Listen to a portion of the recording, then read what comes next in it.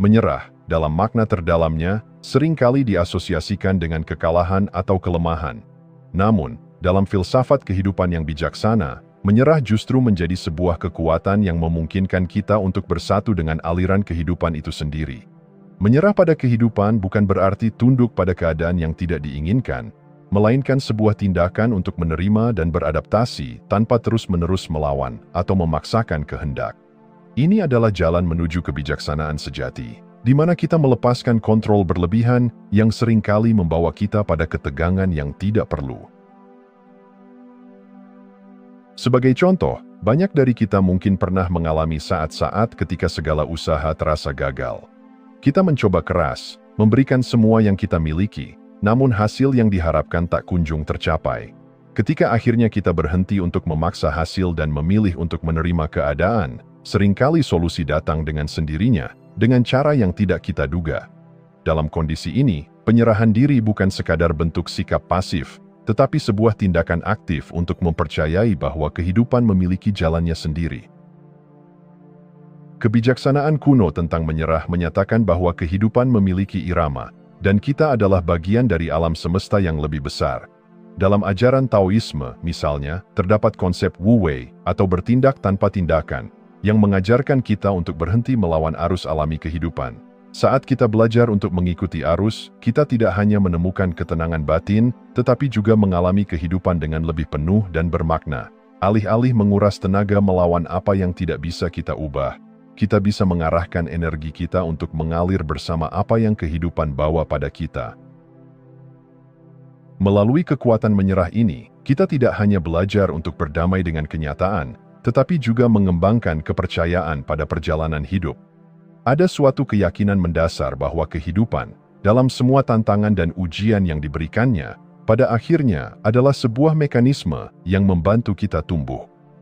Dalam setiap keterbatasan yang dihadirkan oleh kehidupan, selalu ada kesempatan untuk berkembang jika kita mampu menerima.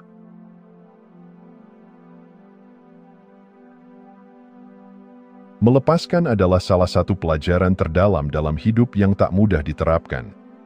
Ketika kita menganggap sesuatu sebagai terlalu penting, secara tidak sadar kita menciptakan ketegangan dalam diri kita yang justru menjauhkan kita dari hal tersebut. Pentingnya melepaskan hal-hal yang dianggap penting bukan berarti mengurangi cinta atau komitmen, melainkan mengurangi keterikatan yang seringkali menjadi sumber penderitaan. Saat kita menganggap sesuatu sebagai sangat penting, entah itu pekerjaan, hubungan, atau tujuan tertentu, kita seringkali terperangkap dalam pola pikir yang menuntut. Seolah-olah kebahagiaan kita bergantung sepenuhnya pada pencapaian tersebut, sehingga ketika realita tidak sesuai dengan harapan, kita merasa hancur. Sebaliknya, ketika kita belajar untuk melepaskan, kita membuka ruang dalam diri untuk menerima apapun yang terjadi dengan lebih tenang, dan pada akhirnya, jalan menuju tujuan itu menjadi lebih lancar. Melepaskan juga mengingatkan kita akan perbedaan antara penting internal dan penting eksternal. Penting internal adalah apa yang kita rasakan di dalam, bagaimana kita menghargai diri kita tanpa syarat. Di sisi lain, penting eksternal adalah bagaimana kita memperlakukan hal-hal di luar diri kita. Keseimbangan antara dua jenis penting ini adalah kunci untuk menjaga ketenangan batin. Penting internal memberikan rasa kedamaian, sementara penting eksternal dapat menuntun kita pada pencapaian tanpa menciptakan ketergantungan. Kehidupan bekerja berdasarkan prinsip keseimbangan alam. Ketika kita terlalu melekat pada suatu keinginan atau menganggapnya terlalu penting, alam semesta seolah merespons dengan cara yang menjauhkan kita dari hal tersebut. Hal ini bisa kita lihat dalam berbagai kejadian sehari-hari.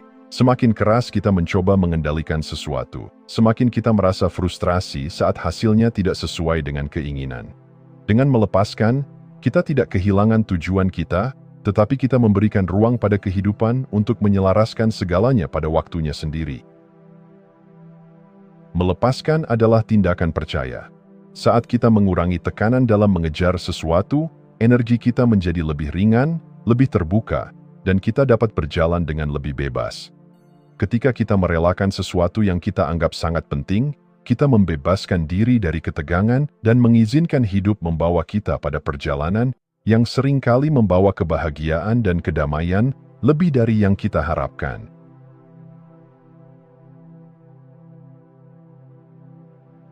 Dalam hidup, keseimbangan bukan sekadar soal mengatur waktu atau tenaga. Keseimbangan adalah seni melepaskan keinginan yang berlebihan. Seringkali, pengalaman dan ketegangan berlebihan dalam mengejar sesuatu membuat kita terjebak dalam pola pikir yang sempit dan penuh tekanan. Ketika kita sangat menginginkan sesuatu dan merasa takut kehilangannya, pikiran kita justru terfokus pada kekhawatiran daripada pencapaian. Inilah ironi dalam keinginan yang terlalu kuat. Ketakutan akan kegagalan justru menarik energi kita menuju kemungkinan buruk, membuat perjalanan menuju sukses terasa jauh lebih sulit. Banyak orang mengalami bahwa ketika mereka tidak terlalu memikirkan sesuatu, atau ketika mereka berhenti mengusahakan dengan paksa, sesuatu yang mereka inginkan justru datang dengan mudah. Memanifestasikan apa yang diinginkan tanpa resistensi berlebih, bukanlah tentang mengabaikan keinginan, melainkan mengalihkan perhatian dari rasa takut dan fokus berlebihan. Keinginan yang tidak dibarengi dengan ketegangan akan mengalir secara alami, seolah semesta bekerja sama untuk mewujudkan keinginan kita tanpa kita sadari. Contoh nyata dari ini bisa ditemukan dalam kisah-kisah pribadi tentang melepaskan tekanan. Misalnya, seseorang yang berjuang keras untuk membuktikan kesuksesan kepada orang lain, mungkin merasa hidupnya selalu penuh dengan kegagalan dan kekecewaan. Namun, ketika akhirnya ia berhenti berusaha untuk membuktikan dirinya dan mulai menikmati proses tanpa beban, ia justru mencapai hasil yang lebih baik dan merasa lebih puas. Hal ini bukan karena ia berhenti bekerja keras, melainkan karena ia berhenti bekerja keras dalam ketegangan. Kelegaan dari melepaskan tekanan untuk sukses itulah yang memberinya ruang untuk berkreasi, tumbuh, dan menerima apa yang datang dengan hati yang lebih tenang. Keinginan yang kuat, bila tidak diseimbangkan, bisa menjadi musuh kita sendiri. Sebaliknya, saat kita melonggarkan cengkeraman pada hal-hal yang kita anggap sangat penting, kita menciptakan ruang bagi kehidupan untuk bergerak dengan caranya sendiri. Dunia tidak lagi tampak sebagai medan perjuangan yang penuh dengan hambatan, tetapi sebagai tempat di mana segala sesuatu terjadi pada waktu yang tepat. Keseimbangan dan melepaskan adalah tentang mempercayai bahwa apa yang menjadi hak kita akan datang tanpa kita harus menggenggamnya erat-erat.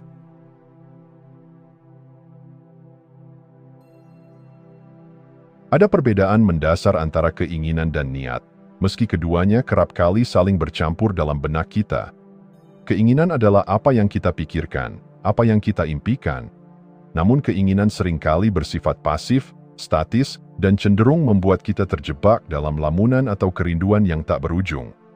Niat, di sisi lain, adalah kekuatan yang mendorong kita untuk bertindak. Niat bukan sekadar dorongan emosional, melainkan keputusan yang penuh kesadaran yang membawa kita untuk maju, terlepas dari segala hambatan yang mungkin ada. Memahami perbedaan ini adalah langkah awal untuk mengubah hidup dengan cara yang lebih dalam dan berarti. Mengubah keinginan menjadi niat yang berdaya adalah kunci untuk melangkah dari impian menjadi kenyataan. Keinginan terlalu mudah larut dalam bayangan, kita berharap, tetapi kita tidak bergerak. Dengan niat, kita tidak hanya berhenti pada keinginan yang semata-mata membayangkan hasil, namun kita menggerakkan diri dengan tindakan nyata yang dilandasi keyakinan. Niat yang berdaya memberi arah, seperti kompas yang membawa kita melintasi lautan ketidakpastian, sementara keinginan saja hanyalah peta yang menunjukkan tempat-tempat indah tanpa pernah memandu kita ke sana. Dalam praktiknya, menyelaraskan diri dengan niat tanpa tekanan berlebih adalah rahasia menuju perjalanan hidup yang penuh kedamaian. Ketika kita terlalu melekat pada hasil, kita menciptakan tekanan yang seringkali menjadi penghalang. Sebaliknya, ketika niat itu jernih dan kuat, kita bergerak dengan tenang menuju tujuan tanpa beban, harus membuktikan atau harus menjadi. Ketika niat menjadi kekuatan yang alami, kita menjadi satu dengan perjalanan itu sendiri. Mengapa penting untuk memiliki niat yang bebas dari tekanan berlebihan? Karena hidup bukan hanya tentang mencapai, tetapi tentang mengalami dan berkembang. Ketika kita bergerak dari niat yang tenang, kita menarik hal-hal baik tanpa harus bersusah payah. Alam semesta merespons pada energi yang selaras. Semakin kita damai dalam niat, semakin kuat tarikan kita pada hal-hal yang kita harapkan.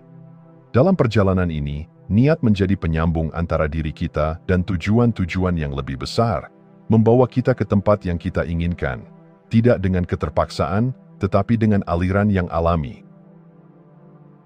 Disinilah kita menemukan keseimbangan antara menginginkan sesuatu dan mempercayai proses yang akan membawa kita ke sana. Niat adalah benih yang ditanam dalam ketenangan, dan ketika kita tidak menekan, benih itu tumbuh dengan subur, menghasilkan buah-buah kehidupan yang kita idamkan.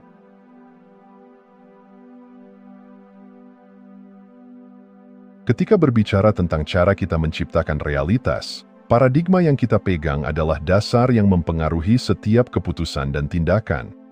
Paradigma having, doing, being mengajarkan kita tentang 3 cara pandang yang sangat berbeda dalam menjalani hidup, masing-masing dengan dampak yang unik.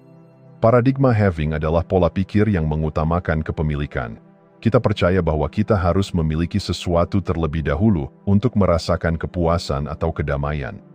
Dalam pola pikir ini, seseorang sering merasa kurang, selalu terfokus pada apa yang belum dimiliki, dan cenderung mencari validasi melalui pencapaian eksternal. Hidup dalam paradigma ini bisa menghabiskan energi karena kita terus merasa bahwa kebahagiaan kita bergantung pada apa yang ada di luar diri. Lalu ada paradigma doing, yang menempatkan tindakan sebagai pusat pencapaian. Dalam pola ini, kita merasa bahwa untuk mendapatkan sesuatu, kita harus terus aktif dan bekerja keras. Tentu saja, kerja keras adalah elemen penting dalam perjalanan hidup. Tetapi jika kita hanya berfokus pada melakukan tanpa memahami alasan dan makna yang lebih dalam, kita bisa kehilangan arah. Paradigma doing dapat mendorong kita menjadi produktif, tetapi juga bisa menjebak kita dalam siklus kelelahan tanpa tujuan yang benar-benar memuaskan hati. Pada tingkat yang lebih dalam, ada paradigma being, yaitu keadaan di mana kita merasa sudah cukup, merasa lengkap dengan apa adanya. Dalam paradigma ini, kita tidak lagi terobsesi untuk memiliki atau melakukan sebagai cara mencapai kebahagiaan. Kita menemukan kedamaian dalam keadaan menjadi diri kita yang sebenarnya. Ketika kita hidup dari tempat ini, kita mengakses perasaan penuh, utuh, dan terhubung secara mendalam dengan diri kita dan dunia di sekitar kita. Paradigma being mengizinkan kita untuk melepaskan ketergantungan pada validasi eksternal atau capaian yang tak ada habisnya. Kita menyadari bahwa kebahagiaan dan kedamaian bukanlah sesuatu yang dicari di luar, tetapi sesuatu yang telah ada dalam diri kita. Mengembangkan perspektif being adalah tentang menerima bahwa kita sudah cukup, layak, dan lengkap, tanpa perlu terus-menerus mengejar sesuatu untuk merasa cukup. Dengan hidup dalam paradigma being, kita mulai mengundang keadaan-keadaan yang selaras dengan energi kita, bukan sebagai respons atas kebutuhan yang tidak terpenuhi, tetapi sebagai ekspresi dari siapa kita sebenarnya. Dalam keadaan ini, hidup terasa lebih mengalir dan damai, dan segala sesuatu yang kita butuhkan datang secara alami, tanpa upaya berlebihan.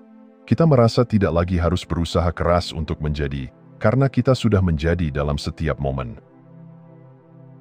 Dalam memegang perspektif being, kita mendapati bahwa tujuan dan pencapaian pun terasa lebih bermakna dan memuaskan, bukan karena kita butuh mereka untuk mengisi kekosongan, tetapi karena mereka memperkaya pengalaman kita yang sudah lengkap.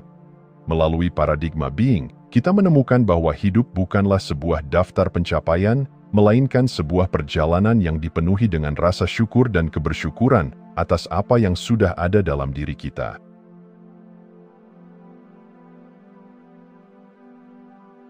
Menjadi pribadi yang berkualitas bukan sekadar tentang apa yang kita lakukan, tetapi bagaimana kita mengatasi rasa ketidakcukupan dan keinginan yang tak terbatas yang seringkali membebani jiwa kita. Di dunia yang penuh tuntutan, banyak dari kita merasa harus selalu lebih sukses, lebih kaya, lebih baik, lebih dari yang kita kira dunia inginkan dari kita. Tapi keinginan yang tak ada habisnya ini bisa menjadikan kita pengemis kepada kehidupan, selalu berharap bahwa sesuatu di luar sana akan membuat kita merasa lebih lengkap. Padahal, kekuatan sejati justru lahir saat kita memilih untuk merasa utuh, tanpa merasa butuh untuk terus mengemis perhatian atau pengakuan dari dunia luar. Dengan rasa cukup, kita tidak hanya menjadi lebih damai, tetapi juga lebih kuat dan autentik. Ketenangan batin tidak muncul dari pencapaian eksternal, melainkan dari keyakinan bahwa kita sudah memiliki semua yang kita butuhkan di dalam diri. Saat kita melepaskan keinginan untuk diakui atau dimengerti oleh semua orang, kita mulai merasakan ketenangan yang luar biasa. Membangun daya tarik diri dan ketulusan dalam berkeinginan adalah langkah penting dalam perjalanan ini. Ketika seseorang memiliki ketulusan, dunia di sekitar merespons dengan cara yang sama. Kita menjadi magnet bagi hal-hal yang benar-benar bermanfaat dan bermakna dalam hidup kita. Orang-orang yang tulus dan penuh percaya diri memiliki energi yang tidak hanya menarik peluang, tetapi juga membuat mereka lebih menikmati setiap langkah yang mereka ambil. Ketulusan adalah energi yang tidak bisa dipalsukan. Ia muncul dari penerimaan diri yang mendalam dan kepercayaan bahwa hidup memberikan yang terbaik saat kita bersikap jujur pada diri sendiri. Ketika seseorang merasa puas dan tenang dalam dirinya, tidak ada lagi kebutuhan untuk berlomba-lomba membuktikan sesuatu.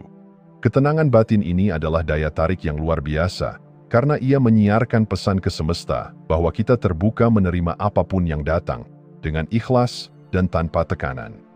Menjadi pribadi yang berkualitas dan berenergi positif adalah sebuah perjalanan untuk terus memperkaya diri dengan kebijaksanaan, menerima kekurangan, dan merangkul kelebihan tanpa rasa sombong atau rendah diri. Dengan mengalir dalam energi positif, kita tidak lagi berperang dengan diri sendiri atau dunia luar untuk mencapai tujuan. Sebaliknya, kita mulai menyelaraskan tujuan kita dengan nilai-nilai yang lebih besar dari sekadar kesuksesan atau kekayaan. Menjadi pribadi berkualitas adalah tentang menjalani hidup dengan kesadaran bahwa setiap interaksi, keputusan, dan tindakan kita memberi dampak. Dan ketika kita melakukan semua itu dengan hati yang terbuka, kita bukan hanya membawa perubahan pada hidup kita, tetapi juga menjadi sumber inspirasi bagi orang lain. Dalam perjalanan ini, kita menemukan bahwa kualitas dan energi positif bukanlah sesuatu yang harus diraih dari luar, tetapi sebuah keadaan yang muncul ketika kita menerima diri apa adanya. Kita menjadi lebih damai dan hadir di setiap momen, karena kita tahu bahwa kita sudah cukup, dan dari rasa cukup inilah, kita menarik lebih banyak hal baik yang melengkapi hidup kita secara alami.